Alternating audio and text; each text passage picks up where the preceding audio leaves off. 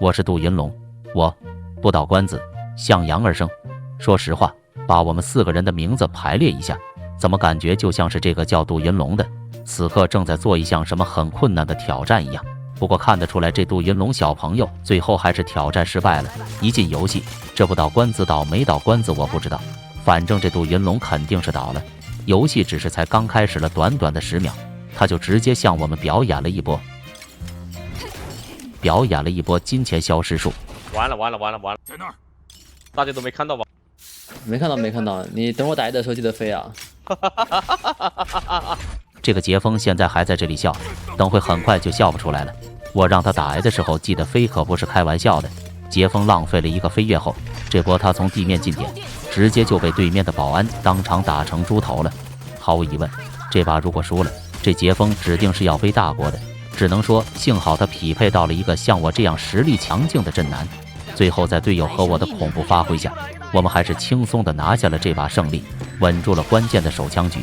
拿下了手枪局后，此刻我的心情还是很好的，就是当看到这个不倒关子时，我突然就又有点害怕了。不知道从什么时候开始，我好像逐渐患上了尼格恐惧症。我发现在我的无畏契约生涯中，但凡是在这图里碰到的霓虹，好像就没几个正常人，基本都是属于那种全程莽夫式打法，只会按住 W 键往前冲的野蛮阿凡达。而事实证明，这把家里的霓虹不是阿凡达，阿凡达至少还有点攻击性，他这顶多只算个蓝精灵。看到我们进点后，霓虹直接就迫不及待地冲进对面家里送了个头。只能说幸好我这波又发挥了，不然对面捡上霓虹的枪后，我们很可能就要被这霓虹间接撞死了。根据我的经验，像这种喜欢横冲直撞扣死泥头车的霓虹，一般来说都是保安玩家最喜欢的霓虹。而事实证明，确实同样都是踩到了半线，这霓虹直接当场就被保安的半线单杀了。这是真正意义上的被半线单杀，直接就被炸死了。不过我的意思是，好像还有高手。如果说刚刚的是泥头车，那这位就是幽默小轿车。看到幽影踩到半线后竟然能存活下来，我本来还是为他感到非常庆幸的，结果没想到5秒后，他又踩到了同一根半线。一根半线竟然能做到连绊同个人2次，甚至还能把一个人直接绊死。说实话，如果不是亲眼见到，我甚至还以为这是在讲什么科幻故事。不过很快我就发现，好像疑似还有更科幻的。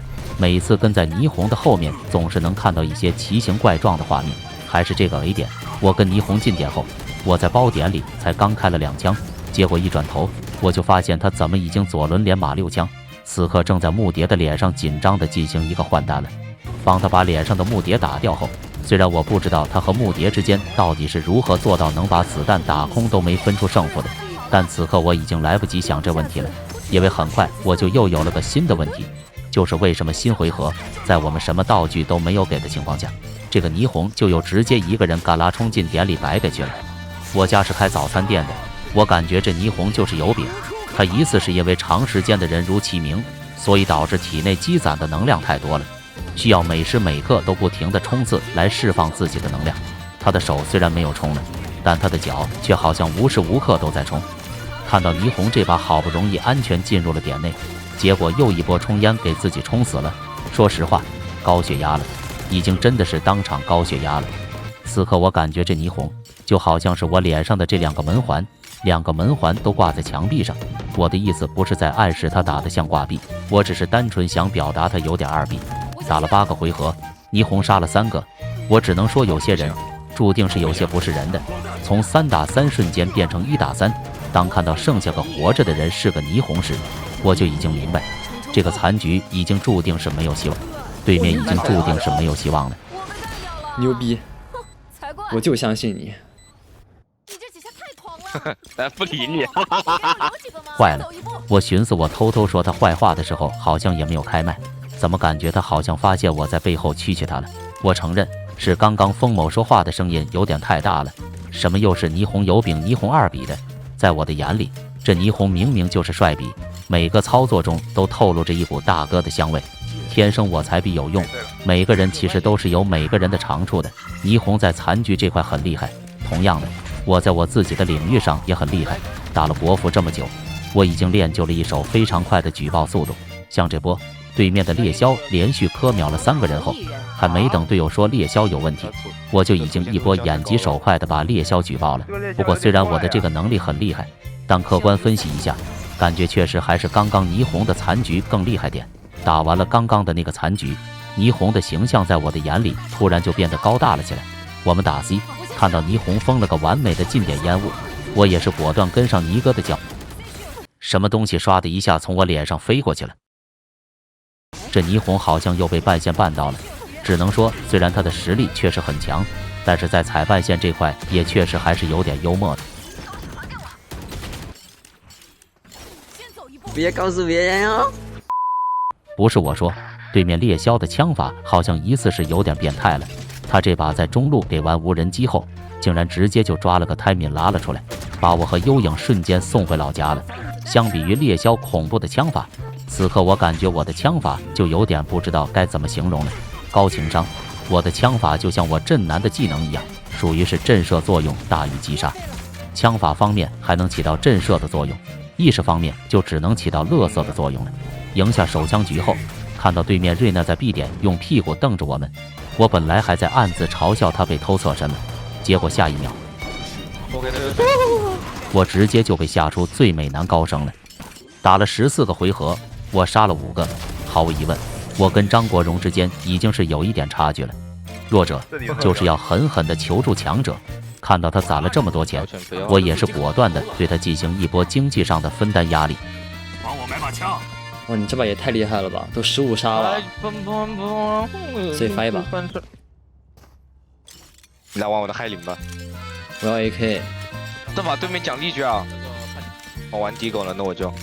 虽然这波没吸到狂徒有点可惜，但吸到了一把害灵也算是不虚此行了。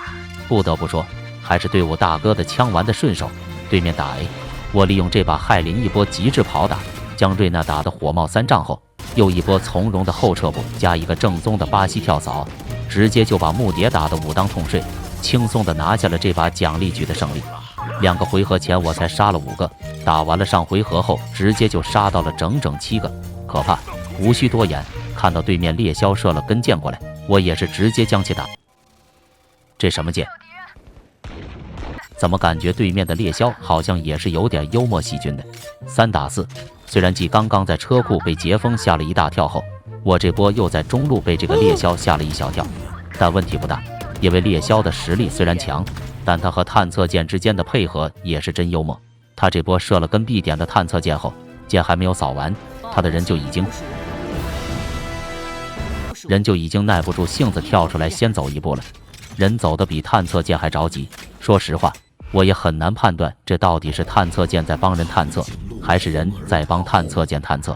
转眼来到1打1，应该说这波的幽影打的其实也是有点像探测箭的。